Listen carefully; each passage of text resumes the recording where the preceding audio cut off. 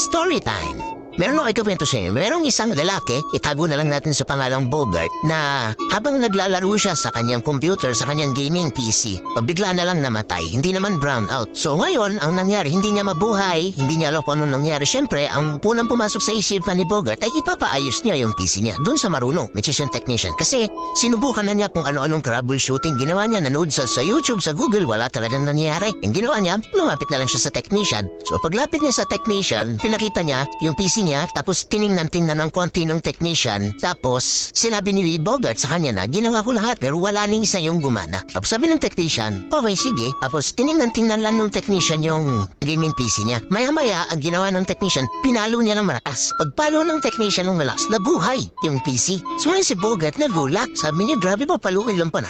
Tapos, since naayos na, okay na, tinesting ni Bogart, maayos na, gumagana na, magkano babayaran ko, sabi niya. So yung technician, nagbigay na ng bill.